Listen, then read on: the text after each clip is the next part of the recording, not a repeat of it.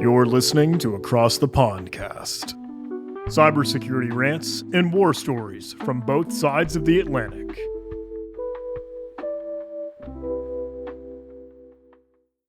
Hello and welcome to Across the Pondcast, a show where we talk and occasionally rant about cybersecurity topics with perspectives from both sides of the Atlantic.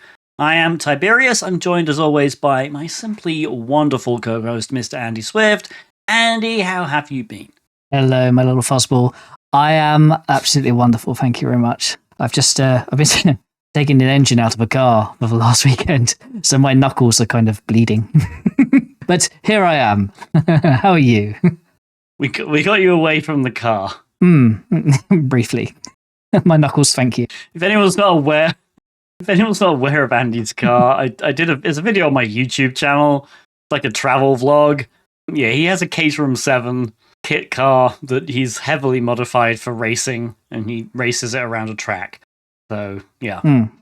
Fun. It's a fun car to drive. So if we ever suddenly stop recording episodes one day, it's probably a fair sign of how my weekend's gone. Bad race weekend. What are we chatting about today then? Other than cars. I was going to say, speaking of episodes, today's episode is responsible disclosure. What the heck is responsible disclosure? Is there a standard? If not, should there be? We're going to solve this right here, right now on this podcast. We are. Hopefully. Yes. That's the plan. Yes, there should be a standard. End of podcast. So we've done it again. Oh, damn. Back to the drawing board. Another one. I'm sure we can find some stuff to talk about. But before we start, this show is made possible thanks to our sponsors. So let's take a moment to tell you who is sponsoring today's episode. If you're serious about hacking, you need to know Linux, and there's no better way to learn than Linux for Hackers Fundamentals by John Hammond. This Hacking Hub course is your fast track to mastering the command line with a hands-on hacker-focused approach. You'll start with the basics, Linux distributions, installing packages, and navigating the file system, then dive into privilege escalation, scripting, and even backdooring commands. Whether you're a bug bounty hunter, pen tester, or just getting started, this course will give you the edge to take on real-world security challenges. Taught by John Hammond, renowned cybersecurity researcher, educator, and content creator, this isn't just another Linux course. It's built for hackers by a hacker. So don't waste time. Level up your skills today. Check out Linux for Hackers Fundamentals now by going to hhub.io/ATPCLinux. Podcast listeners can use code ATPCLinux for 50% off. Okay, so honestly, I don't remember how this topic came up, but given the links that we have in the show notes, I think it was possibly due to Watchtower tweeting. So Watchtower are, I don't know, they're a group that do a lot of disclosures of 0 days, and there was a tweet which was kind of like a meme. It was one of those Simpsons "Don't make me tap the sign" memes, where they basically said there's no such thing as responsible disclosure, in reaction to, I think it was Fortinet complaining that they didn't do responsible disclosure. And I think it was you that pointed out to me that on their website they have a responsible disclosure policy. So, they do. So, what's going on, Watchtower? What the heck? Should say, I love the guys at Watchtower. I've met them at a few conferences or some of the guys there, and they're cool people, and they've got some cool views. They released some really cool vulnerabilities, some really cool tools as well, some incredible research, and some of the guys working there, absolute respect to them. Yeah, the vulnerability disclosure policy is, I think, probably reasonably in line with what a lot of people would expect a vulnerability disclosure policy to be. In some parts, it's quite aggressive. So part of the discussion from my side of it is really, well, how aggressive should it be? to the point where you're negatively impacting a company for your own sort of gain, Or are we actually trying to make the world a kind of better place? How lenient do you be? What do you say publicly? What don't you say publicly? Where do you draw the line? How pushy are you? And I think those lines are blurred once again when you start taking it from a point of view of you're working for a company or you're an individual researching vulnerabilities.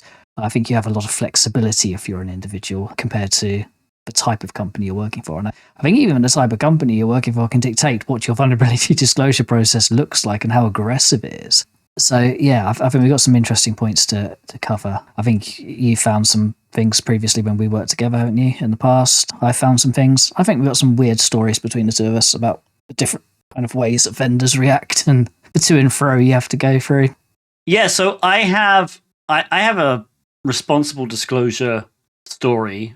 I mean, maybe we should firstly let's talk maybe about what is responsible disclosure. For those of you listening who don't know, the general idea with responsible disclosure is you find a bug, or a bug or vulnerability, I guess, technically, in some kind of publicly available product.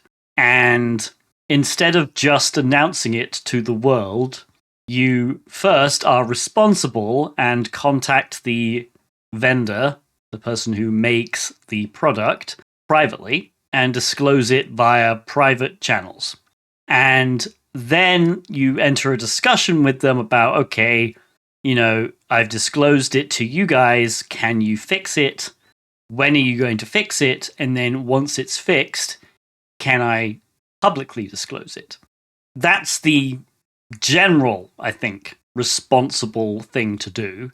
Is you don't want to suddenly be dropping 0 days just randomly. You want to give the company, give the vendor who's responsible for the product time to fix it, have a fix that's pushed publicly, then you can talk about it. Now, the other end of responsible disclosure is that's being responsible in the sense of you're not just surprising a company that ultimately would prefer to fix their product than have it hacked because you release a 0 day. That's that responsible side. But there are two sides of responsible. There's being responsible to a vendor, and then there's being responsible to users. Because sometimes vendors simply don't care. They don't care about vulnerabilities. They don't want to fix it, or they're going to take too long. They don't see it as a big deal, even though it's possibly a critical vulnerability. And so to be responsible to the users of a product, rather than, if the company isn't behaving in good faith, the responsible thing to do, I think some would argue, is if a company is acting that way, to disclose it eventually to the users, even if there isn't a fix. So I think it's a complicated thing, responsible disclosure. There's no one correct thing that you do, but it's more what is the most responsible thing to do? Because ultimately, you don't want users to be using a product that is vulnerable. You ideally want it to be fixed, but if the company isn't going to fix it, you still want the users to be aware that, hey, this is potentially a big deal. In terms of advice for this sort of stuff, leave the egos out of it. There's so many vulnerability researchers driven by ego and things like that, and that can get you into hot water very, very quickly. So leave the egos at the door. The first reaction has to be, what are we there for? Are we there to make the world a better place? Are we there to help the vendors and their clients and just aid with patching and things like that, in terms of helping them fix their own problems? I don't mean writing the patch for them, obviously. And I think that has to be the first discussion. Like, everyone, when they discover a vulnerability, a new shiny thing, wants to put their hands up and goes, oh my God, look what I found. It's incredible, and smash it all over the internet. But the reality is that's really not very helpful. And the other really difficult thing is that responsible disclosure could take a very long time. It can take months and months and months, and sometimes half a year. I've seen it go on for before in the cases where there are really complex vulnerabilities that sometimes might result in like a rewrite of a load of code, or rewrite an entire product or an entire firmware for a vendor. And that's where you get into really tricky states, because there's a lot of to and fro at that point. So there's a lot about trying to be as helpful as possible to them, whilst also not like setting off all the alarm bells where you're getting sort of redirected by them, or they're giving you sort of hostile responses, or like not trying to take any credit, or trying to issue things like deliberate stalling tactics and things like that to push back. So there's a balance there. And I think it a lot depends on the type of vulnerability you found as well. If something like a really simple bug, like a really simple cross-site scripting, then fine. But if it's something like an auth bypass or some kind of RCE type of condition, there's a sort of a scale, isn't there, of urgency that comes with this sort of stuff, and the types of devices you're looking at as well. There's a big push at the moment where people are focusing on VPNs, gateways, anything that sits at borders of a network. There has been for a number of years, let's be honest, but there's been reports recently of that activity taking a massive uptick. And we see that in like our incident responses we do all the time at the moment. There's just near on constant brute force and all sorts of garbage being chucked at like VPN endpoints at the moment, which is interesting. So if you're discovering a vulnerability in that realm, the urgency suddenly at this particular point in time is going to be huge. And it's not really something you just want to release without any kind of responsible disclosure program or workflow to go through with a vendor. It would be highly irresponsible to just release that kind of stuff given the kind of environment and climate we're in at the moment. So yeah, there's a lot of coordination that needs to go on. There's a lot of dancing you need to do with vendors. And it's not always fun. I kind of have a classic example of responsible disclosure. Now, it's debatable whether it's responsible or not, but it is a very good example. I'm sure many people listening, there's a sentence that's, if you know, you know, and maybe you don't know, Andy, but does the sentence or the phrase "Bender from the future" ring any bells? It does. Yeah. It does. It's possibly one of the greatest responsible disclosures in history. So for those of you who don't know, and you can literally Google Bender from the future, and I'm pretty sure you'll find the example. But I believe the guy was called, I think he's called Igor Homakov. I don't know pronunciation. I don't know if he is Russian. I don't know if he is Russian or not, but I feel like this was 2012. I believe it was 2012. You can quickly tell how long we've been doing this for, can't you?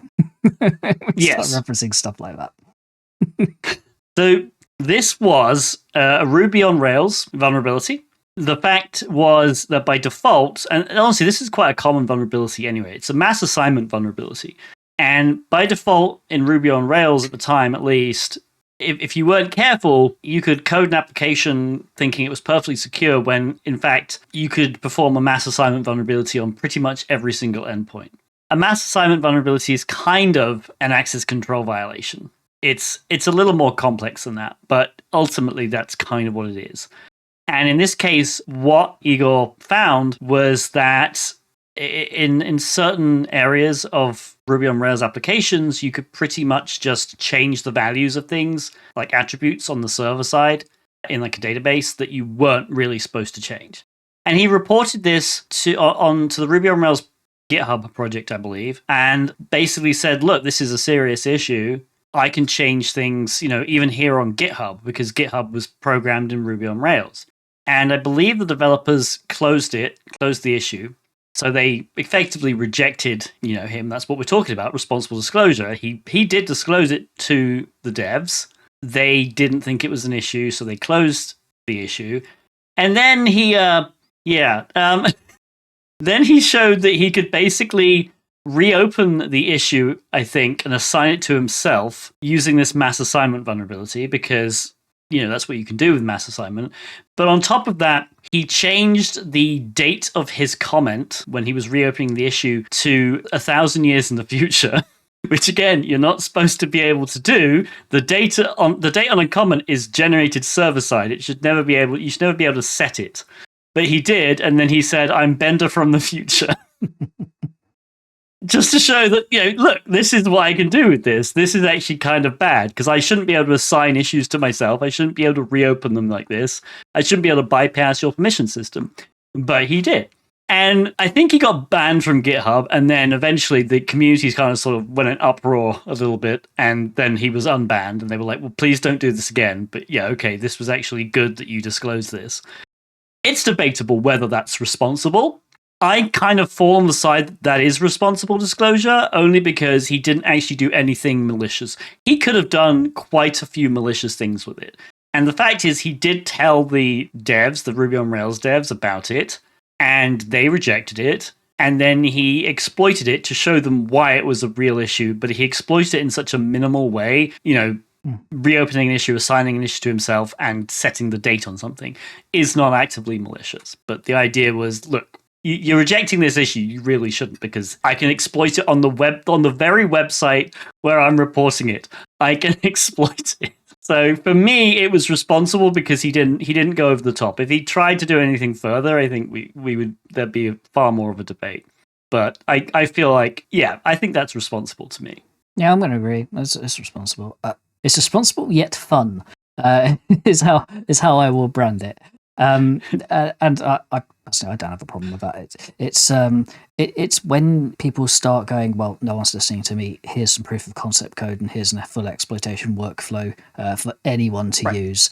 That becomes hideously irresponsible at that point in time. And yes, it may feel like that's the only way to go at some points in time. Yes, it may feel like they aren't listening and you're not getting your point across, but that's never really the answer of the way forward. Things like this, I'm all for that. It's funny. It gets attention and it shines a light on the problem without being malicious or publicly disclosing anything. And I think the problem here is all the public disclosure side of it, really, and what you are saying and what you aren't saying publicly. So I also think over time, especially in like the last 10 years, probably, maybe even sooner than that, I think companies have got a lot better at this responsible disclosure thing, or having points of contact programs on the other side of the fence where you can report things to. Because part of the issue we've had for a long time in terms of vulnerability research and things is getting the right person on the other end of the phone to talk to. Phone, email, chat, DM, whatever. It's having the right people to speak to and them having the right escalation paths, especially if it's a fairly major company. It's not always going to be as straightforward as like some guy at a desk turning around and going, "Oi, Dave, like there's a problem with code." Sometimes it's got to go up through like levels and levels of other people till you get to the person you actually end up speaking to. So I was working on a vulnerability, which it's a prime example of this whole thing. I can't say who it is, and I can't name what it is at this point in time because we haven't gone through that full path of responsible disclosure. I can tell you sort of what it revolves around and the process we've been through, but it's a company that manufactures things like switches, routers, firewalls. There's quite a few of those, so I don't think that's narrowing it down too much. And there's things like authentication bypasses in there that we found and highlighted to them. But to get to that stage, we had to go through speaking to. They didn't have anything like a nominated team for dealing with this stuff. They didn't have like a contact email for reporting vulnerabilities or vulnerability disclosures or anything like that. They don't have a bug bounty program or anything along those lines. So there's no sort of clear escalation path anywhere. And they're not, I wouldn't say they're small, and I wouldn't say they're like large. I think that's vague enough still, but probably large enough to know better and have these sorts of things in place. But the point is, if you can't get hold and talk to the right people at the right time, it's going to take you a lot longer. It's going to increase frustrations. Your point is not going to get across, and the person you're talking to, the other end, might not understand the full sort of scale of what you're saying. So when I first started speaking to them about this vulnerability, this authentication bypass, we disclosed things via emails. We'd usually do to them in a sort of controlled manner by not doing too much via sort of like an unencrypted email or anything like that. So sort of give them a general gist of it first of all, and then start further discussions after that. But we didn't really get it. And then even after we did get into the technical conversations with technical points of contact at their end, their response was, well, you're the only person that's complained about this so far. So until more people complain about it, we're not going to do anything about it until other people spot the issue. Like, that's not really not really how this works or should work.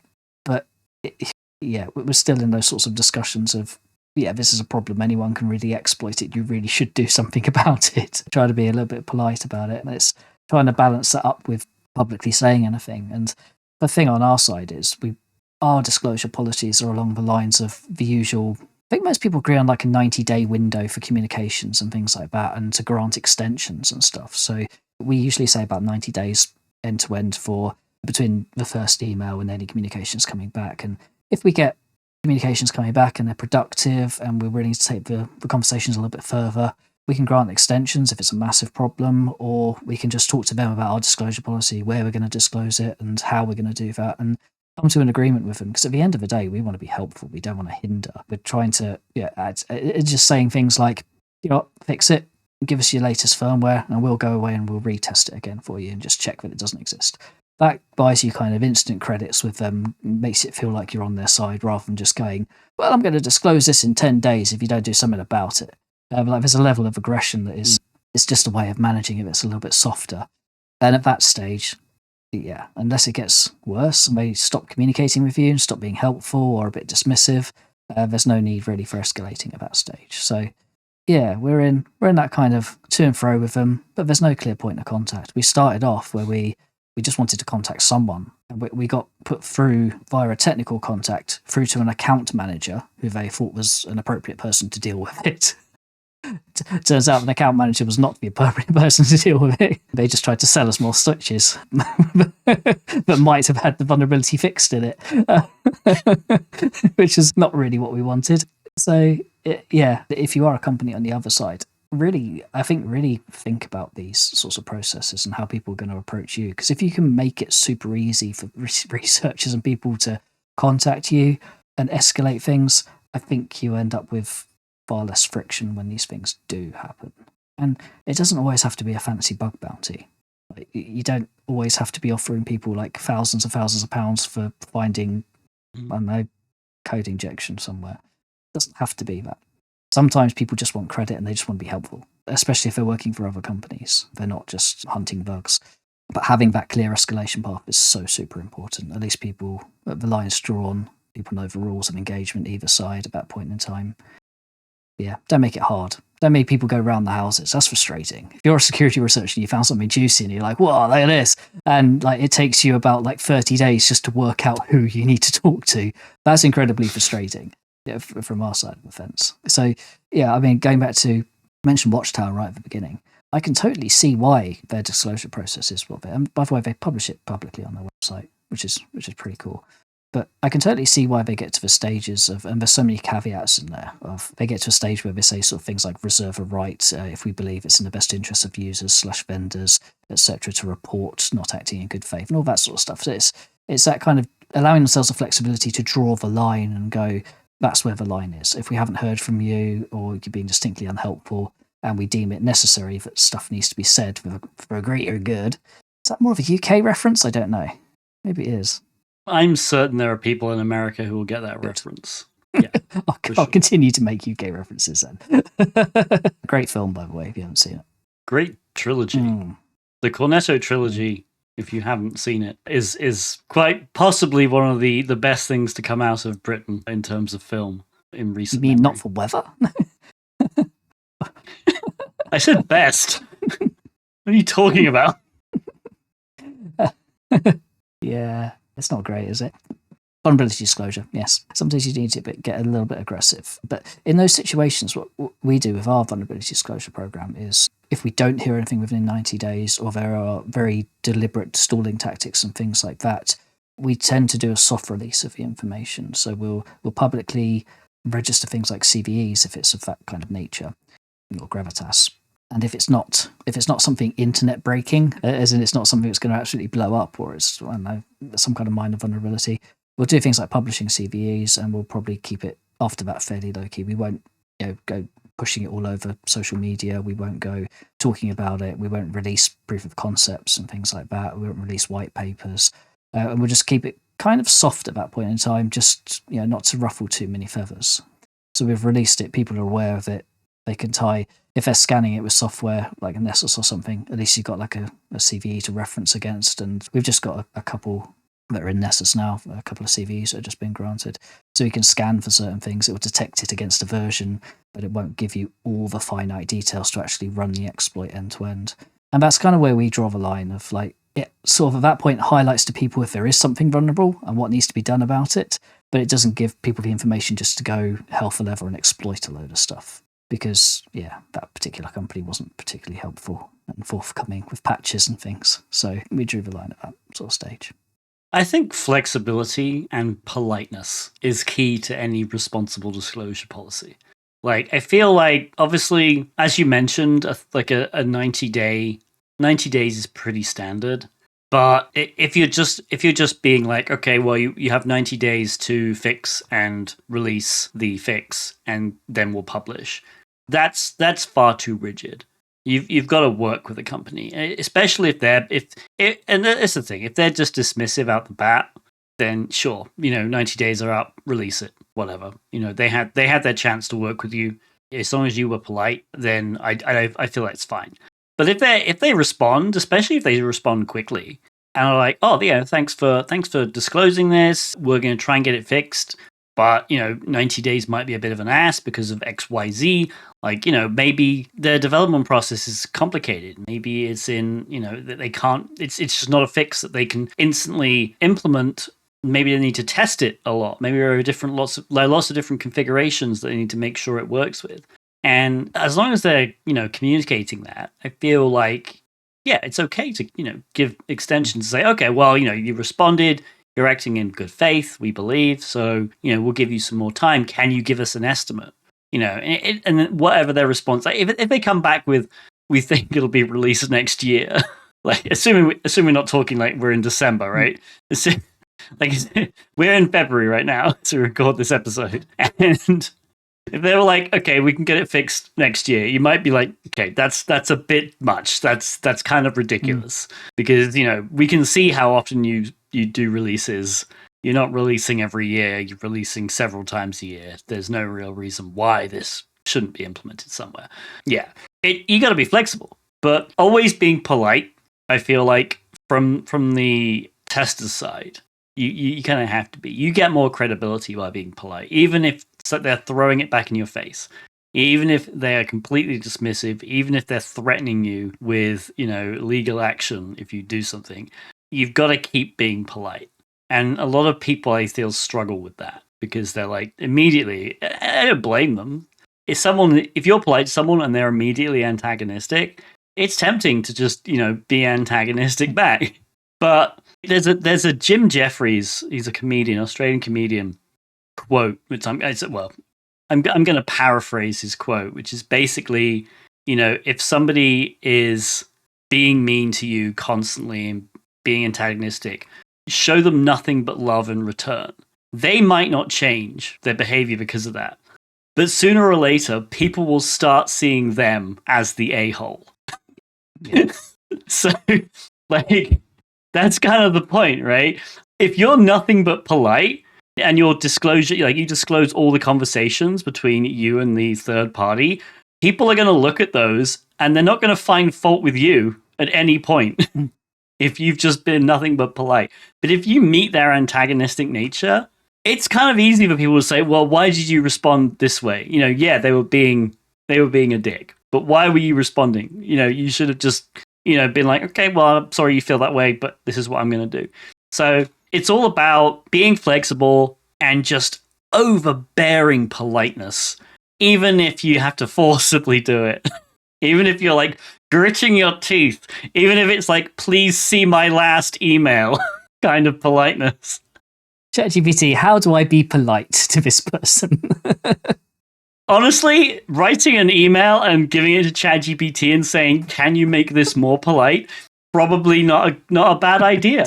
Because, there is no way that you being polite can be seen as a negative thing by anyone else reading the conversation, in my opinion. Like, if you've been polite, there's no defense for them, really, in what they're doing.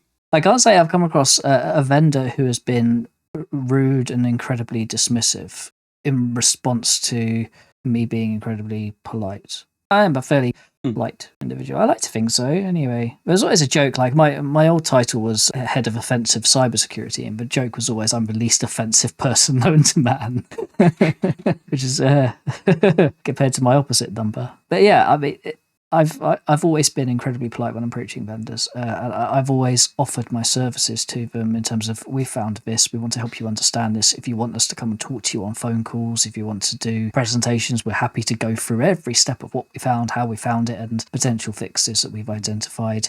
And do you know what? What's more, you give us your fixed version of it, set it up privately for us, we'll test it for you and make sure it is 100% there before going and releasing it. And just being so helpful that they just can't be angry at you, I think, is the other side of a coin. I've never really had any pushback. I've done quite a few of these now. I know some people do, and there are some very dismissive development teams out there, some very defensive ones out there maybe. But yeah, kill them with kindness, as the saying goes, isn't it? I think. We have had some weird ones where we've had not legal threats as such, but legal correspondence between different parties, which is also interesting coming from the pen tester's point of view. So not just security researchers, because you and I were both penetration testers, so they still are. But when we go on site sometimes, and we do go to interesting places, and we do find, sometimes you do find stuff, sometimes you find, you found a few, I know we've found a few our side, and when we've actually just done standard pen tests, you go, oh, what's this? Oh, has that ever been discovered? Oh, no, it has not.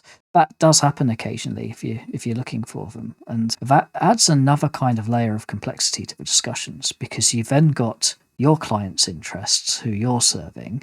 I'll give you an example that, again, I can't name the people because it's a weird conversation. But the trouble with all of these examples in this particular podcast is the fact that they are all weird corner cases which haven't gone too well or are still progressing. So there's a lot you can't say about names and things, but one of them is for a major telecoms provider who uses this particular piece of software to do something with. I think probably narrows it down to like 1,000 pieces of software. So again, quite vague. But this piece of software again has a very easy vulnerability that is authentication bypass. And it's an incredibly simple one that again can't say too much about, but an incredibly easy fix to them. But they're stalling on publishing a fix, and we're about half a year later still stalling for the fix. But the interesting thing is that our client, the telecoms provider, really wants to know about this vulnerability because, surprise, surprise, telecom providers are being heavily targeted at the moment, especially over your side of the pond on the US. And not just there now, it's kind of a global thing now, right? So everyone's kind of on edge about this stuff. So any kind of major vulnerability in any of their sort of software that manages parts of a telecoms network, people are going to be on edge. But you got this kind of weird situation with people we're dealing with. The third-party vendor doesn't really seem in too much of a rush to fix it. Quite a small company as well, which doesn't really help things because, again, they don't have too much of a disclosure policy program or anywhere to really direct the right kind of queries at sometimes. So it's quite frustrating and long. But yeah, in that case, we've got 3 different parties. We've got ourselves, we've got the vendor, and we've got our clients to serve. So we've ended up in this sort of legal realm where the vendor we're talking to is... they want to make sure they're on sort of sound legal grounds with the telecoms company who they've sold all of this software to, because they want to make sure that, us discovering some kind of critical level vulnerability, it doesn't put them in some kind of shaggy legal ground in the background. And then you end up in kind of this weird triad of legal mess and legal threats and things, which is also quite intimidating at times to deal with from vulnerability researchers' point of view anyway, but very interesting nonetheless. I think it turned out there were no real legal problems with it. People find vulnerabilities all the time, right, in software. Yeah. Hey, I'm sure some people get sued every now and then, but as long as the patch is forthcoming, hopefully. Yeah, so, I mean, I only really feel like I only really have one responsible disclosure story, personally. I have a few CVs to my name. I guess any of them technically could have been responsible disclosure, and a lot of them are in open source software, and responsible disclosure is a little different there. So this one was from one of the pen tests we did, and again, not naming any names. It was a rather large video conferencing system, and it was a web app. I remember that much. So it was like the web interface. And it's honestly kind of weird, I think, because most of the web app pen tests that I do, or that web app pen testers do in general, they are bespoke pieces of software, right? They are usually developed in-house. There is no responsible disclosure, or I guess technically there is. It's called the pen test report that you give them at the end, right? Because you're literally giving a list of the vulnerabilities and how to fix them directly to the vendor because the vendor asked you to pen test it. So like a pen test is technically a kind of responsible disclosure, except we don't ever do it publicly. In this case, however, it was a customer of ours who had installed this vendor's product, and they wanted a third-party pen test, not necessarily of the product itself, but of their setup of it, which is kind of common. Or at least it's not as uncommon as it might be. So they weren't really saying, okay, well, I'm sure they asked the vendor, right? Hey, can we have a pen test report from you guys of this product? Because that's pretty common. If you're installing some kind of product, you want to know that it's been pen tested. And so what you would generally do is go to the vendor and say, hey, can I have a copy of the latest pen test report for this product? And vendors are generally fine with giving you that. They love it because they want to give you a report that says, hey, we had this pen test. There were no issues with it. That's great. Vendors love doing that. In this case, I think it was more that they installed the product, the customer of ours installed the product and wanted to know, have we installed it correctly? Are there any vulnerabilities that you guys can see? And so we obviously had, I believe, admin accounts and also low-level accounts. And it was a video conferencing system. It used WebSockets, I believe. And they had a chat feature, and I found XSS. Like, you couldn't just paste XSS directly into the chat box. You had to intercept the request. There was some kind of encoding going on. So you had to at least intercept the request and basically send the payload directly. But yeah, if you did that, you could literally cause an XSS. And I remember I believe it was stored. So effectively anyone who came into the call would have the JavaScript code execute in their browser because it was in the chat area, which was immediately visible. So it wasn't like too serious, but it was still, kind of a big issue because if you have access to the chat area and you're an attacker, right, you could literally join a call, not paste, but you could send your payload and then it would execute immediately for everybody who was in the call. And it was an awkward situation because obviously we've been paid by a customer to pen test this. So I remember it was kind of complicated because we told them about it, obviously in the pen test report, but we were like, you can't fix this.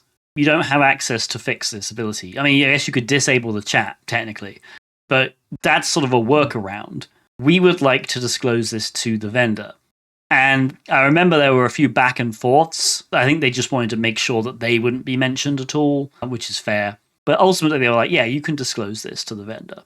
And so we contacted the vendor and yeah, basically it was actually quite a nice back and forth. Now the process took quite a long time. I think from initial email telling them to when they actually fixed and pushed the fix out was about 9 months.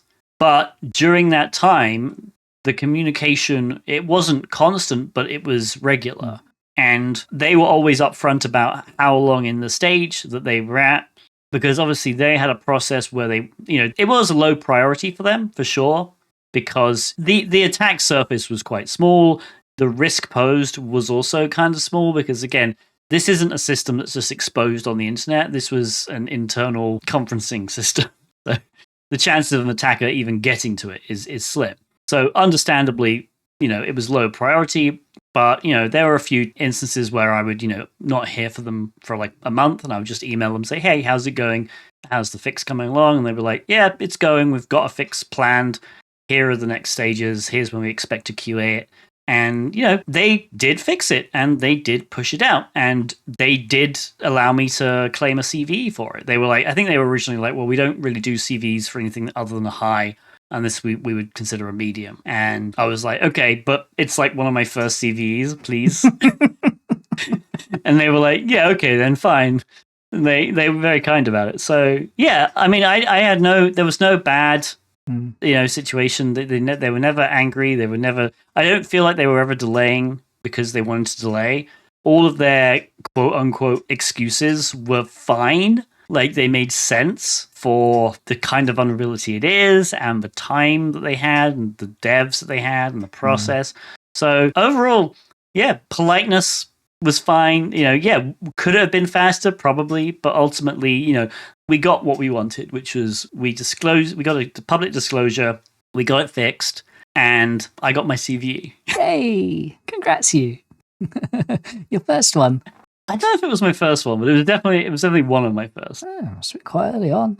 It is interesting because we're a bug I mentioned earlier, the authentication bypass. We're at that stage now where we've got a bit further down in the conversations with them, and it is taking a little bit longer because it turns out after we help them do a little bit more digging on it, the bug is that ingrained within their firmware for those particular range of devices.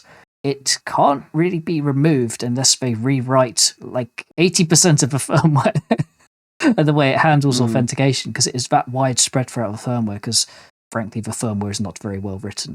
It looks like, ChatGPT had a go at writing some firmware, to be perfectly honest with you. It's got some weird concepts in there that I can't say I've ever seen anywhere else, which have led to this problem. So yeah, we'll talk about it one day when I can talk about it properly, but it's going to take them a long time, and they're being so upfront with the communications, and they're like, look, we understand it now, we get it. The problem is it's going to take us an entire rewrite of our whole firmware for this entire series of devices, so we've got to take our time with it. It's not going to happen tomorrow.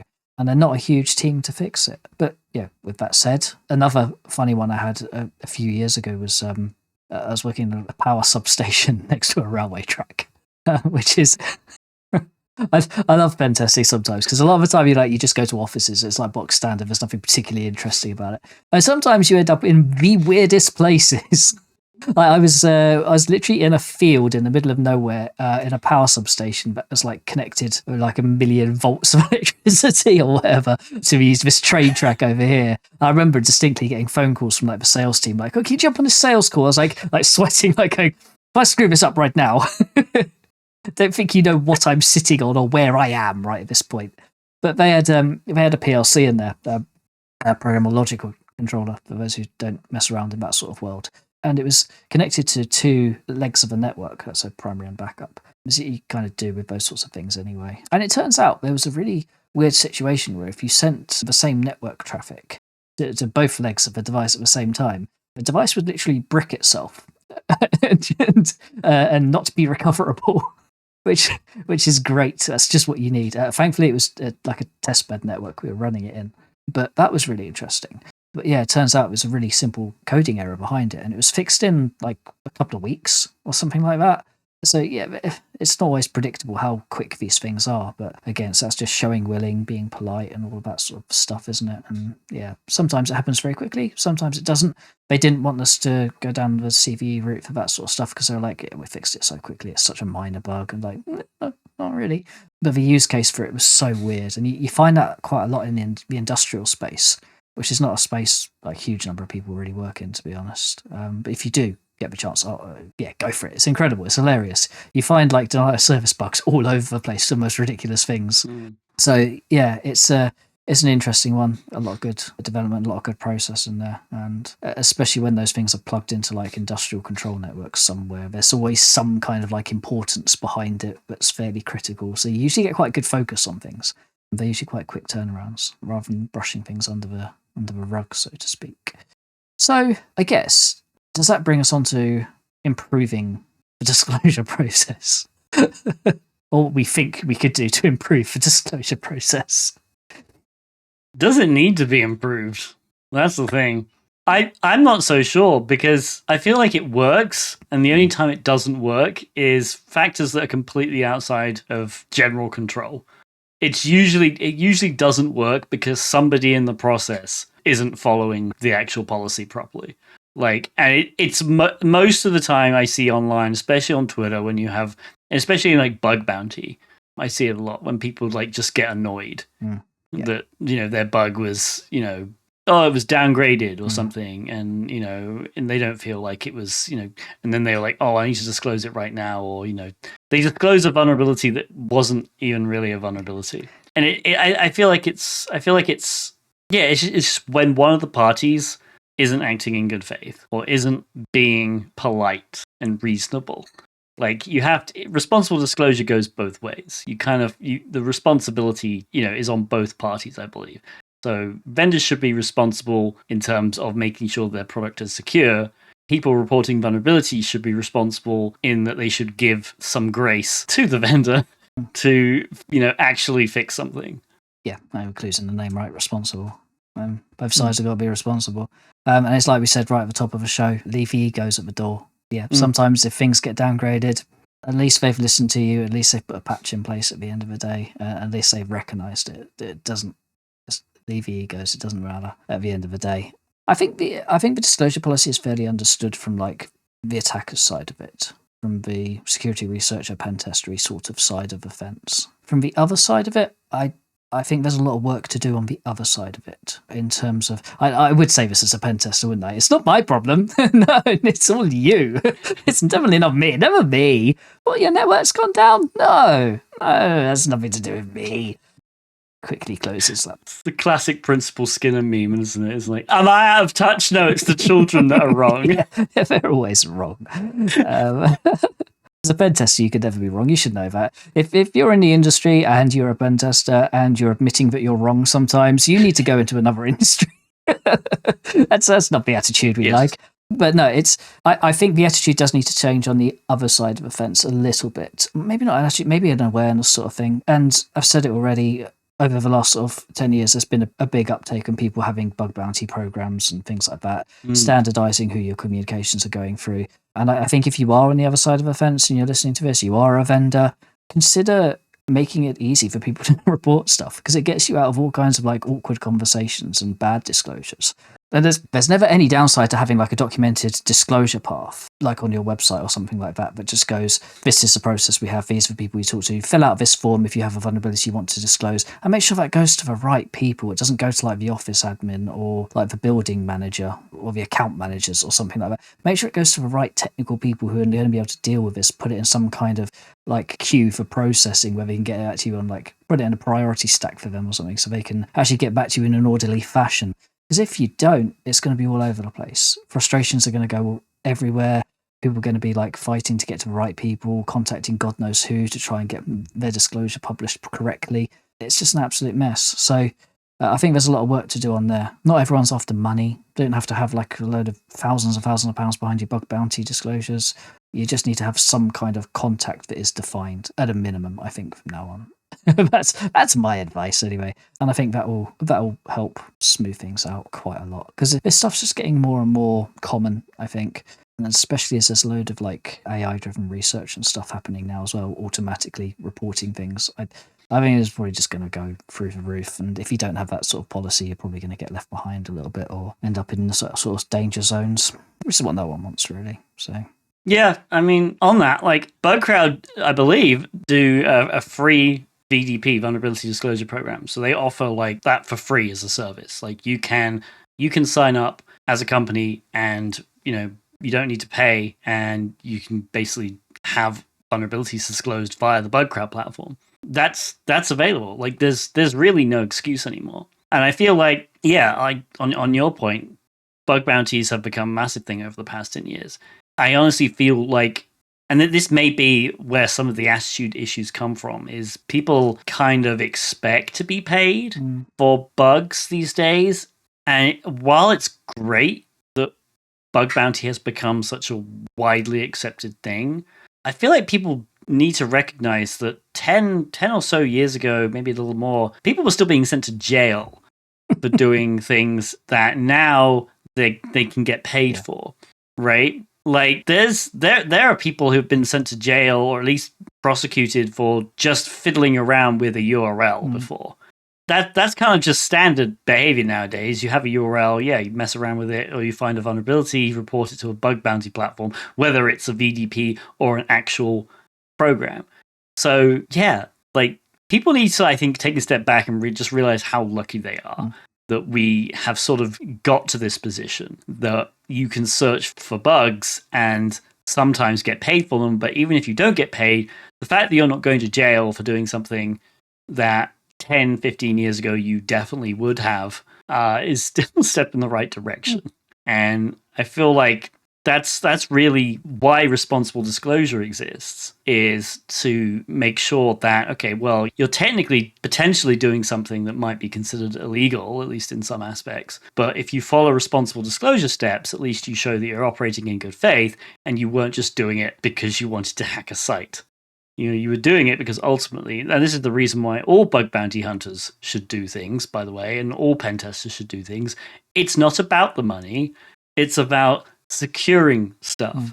That's the reason. If you're doing this for the money, you're doing it for the wrong reason. You should be getting into this field because you want to see a more secure internet. You want to see more security overall. That's why you should be doing things. The money is good, don't get me wrong, but that's a secondary thing. Okay? The main reason you should be doing this is you care about, or you're passionate about, actually seeing more things be secured. Yeah. that thing goes both ways as well. Yeah, we are lucky to be on that side of things now, where we don't just get locked up willy-nilly. That's pretty good. Don't get me wrong, I much appreciate that. But then on the other side of it as well, from the vendor's point of view, we're not locking people up for that stuff anymore. They're helpful. They're helping you. Enable them to help you. There we go. That'll probably be my sort of closing bit, I think. Enable them to help you. Leave the egos at the door. And just be nice and polite. There you go. That's pretty much my ending note, I think. Yep, no, I agree. Mine is, again, politeness and be flexible. Don't be so rigid. And that goes for both, if it goes for both the people reporting and the vendors themselves. Try and be flexible if you can, especially if something goes against your development process. If it's, if you have a strict you shouldn't have a strict development process in the first place. But if you do, you need to be more flexible and allow for hiccups to occur, because vulnerabilities do just crop up sometimes. You need to be able to prepare for them. And that's it. The future of hiccup disclosure, we have now solved. Everyone should responsible hiccup disclosure. Everyone should have a hiccup policy. From here on, that's what we are deeming it. Spread it around. It's gonna take over everywhere. I'll see it on T-shirts and everything soon. I've got a hiccup process policy. Good. I love it. All right, man. Well, thank you for listening. I've been Tib3rius. He's been Andy Swift. This has been Across the Podcast. You can find all of our social media links in the episode description or on acrossthepodcast.net. And we will see you next time. Yeah. See you later. Bye-bye. Thanks again to Hacking Hub for sponsoring this episode. Remember to claim your 50% off the Linux for Hackers Fundamentals course by going to hhub.io/atpclinux.